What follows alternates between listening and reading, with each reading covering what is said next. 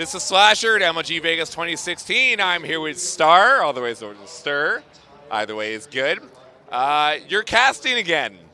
And last time we talked about this, I want to know what you think about maybe continuing to cast like esports events in the future. You're here at MLG Vegas, your first ever MLG. Have you enjoyed your time here so far? Yeah, it's been awesome. I was really trying to get back into doing this a little bit more because the more I've watched tournaments, the more I felt like I actually had something to offer and bring to the desk and the casting. Went a little bit rough. I don't know. I'm always like really hard on myself, but I don't know. I hope I can keep making events maybe just a little bit better, help out a little bit. Okay, as someone who has seen your kind of progression come along, I think you've done the best here at MLG Vegas of any of the events so far. I'll take that. Do you feel like that too? I haven't gotten to cast too much here. I only casted 2 games. I've definitely learned a lot. Gamescom was a big learning thing for me because that was my first time on a real stage. I kind of did some really lame show match kind of stuff, and Gamescom I was just thrown into it. So this time I know more what to expect, and it's been a little bit easier. What do you think about the games this weekend, the matches, the meta, anything standing out a lot for you? Right now, right behind us actually, we have Pharah versus Pharah going on, Shadowburn versus Hafakul, and I feel like my boy, I was saying on Twitter a second ago, Galileo Galilei. No one believed him. He's talking all about how the world's round, and no one believes him. They're talking up until there's satellites and like, oh yeah, of course, the world's round. But yeah, Pharah's a good character. I've been saying that for a long time now. Complexity running Sombra, which I think at this point is probably going to become a thing. It's been working every time they do it. Just they're not the best team. It's kind of like when NIP was really good at Ana, and everyone's like, is this a troll composition? What are you doing? And then everyone learned Ana, and it's pissing people off now, how good it is. Are you liking Torb and Sim making appearances? Torb Sim's scary too, because 75 health from 2 different characters for everybody, and now that Torbjorn can give it to people, he doesn't even have to get any kills, he just builds up armor over time. I think it's crazy good. I mean, it's also very powerful right now. Sim is a little insane, I gotta say. As a player who played a lot of Symmetra, 75 shields to the whole team within the first 30 seconds is a little bit much. Teams don't seem like they know how to deal with it yet, especially, I think more so than the shields, it's the fact that the teleporters and the shield generator got 400 health. So I've seen a couple of teams just be like, oh, we'll send a Tracer in the back, and they'll deal with it, and then the Tracer gets there and realizes, I need to reload 3 times before I can destroy this. And it regenerates health, and it has the Symmetra guarding it. We've seen Roadhogs guarding it, so it's been really hard for teams to get in there and do anything about it. I think the only time we've seen one person deal with it properly was Shadowburn on Pharah boosted on Dorado, and just took it out the second it was placed. As much as you love Pharah, and I am also a Pharah player too, that's not normal, Star, okay? This is whatever's happening between Happy Cool and Shadowburn will stay on Ilios. We're not going to see another map. There's not going to be any highlights in our footage about Pharah right now. You're wrong. I think you're definitely wrong. On Numbani we were seeing Pharah. We saw ID run Pharah. They cleaned the point up on Numbani really fast. Every time Pharah's been played in this tournament, she's had highlights from across 3 different teams at this point. I think the way people are playing D.Va has to defend the Reinhardt shield. She has to make sure they're winning that shield war. But when you have a Pharah up in the air, you can't stop her from shooting because you'd have to look up and then look forward. She can't do both. She can't fly after the Pharah and leave the Reinhardt alone. And the Pharah is just taking out supports in the back line the whole time.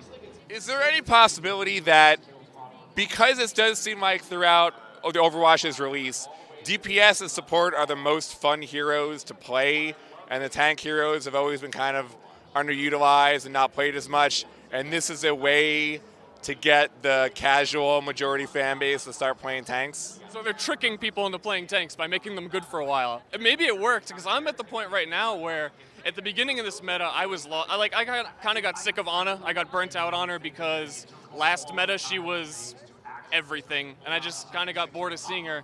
This meta, I was like, I don't know where I fit in, so I started playing more Reinhardt. And I found fun in Reinhardt, so they got me. You've had fun in Reinhardt, huh? I mean, he's definitely got the mind games. You can still play him like a DPS if you want to go crazy. Everyone will yell at you, but they'll yell at you more if you pick Pharah, so. Do you believe the game has suffered at all in the spectating or viewer experience because there has not been either 2 DPS or triple DPS of old? I think Not exactly yet. I think it would need to go on for a little bit longer for the game to really suffer. Because this tournament, we have seen a couple of double DPS. We were seeing, was it Envious running McCree in 76 again, which goes back to old days. I think we're starting to get into a comfortable place where people are sick of it, so they're looking for ways to get around it. And we're seeing the things like Complexity bringing out Sombra, which I think is a brilliant counter to this mess that everyone wants to solve. Yeah, well, please solve it soon, Blizzard. I want my matchmaking experience to be a little bit better. So kind of lastly, as a caster, you've gotten some cool experience to see behind the scenes at these events. Talking to some of the other casters from earlier, they mentioned that there is a little bit of lack of data to do the analyzing. It would be kind of cool to have some scoreboard, statistics, and data. As someone who's been involved with the Overwatch scene quite heavily, what do you feel about like some of the tools that you could have to improve the watching, spectating, or looking experience?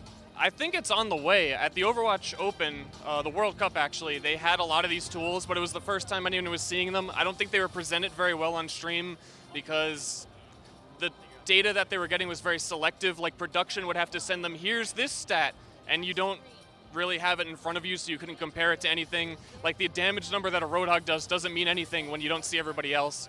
And also he's shooting shields, which I don't think they should have ever counted in damage numbers. You shoot a Mei wall once with a rocket and you get like 300 damage because it splashes. It doesn't make any sense. But yeah, I think the stats are coming and it's something that will really make spectating a lot more interesting. MLG has a pretty cool stat page for watching right now, which is a step in the right direction.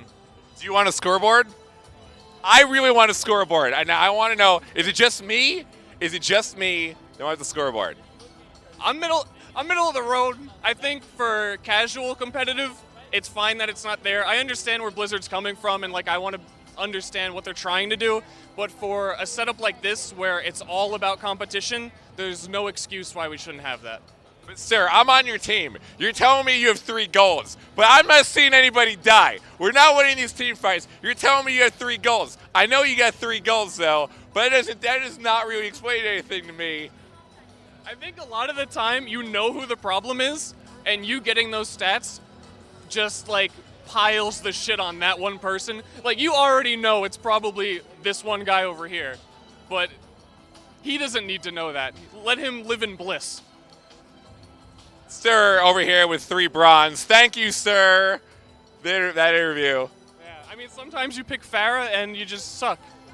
Character sucks, game sucks. That's, well, I know. Don't quote that. Slasher at MLG Vegas 2016. Watch Yahoo Esports for coverage of everything here.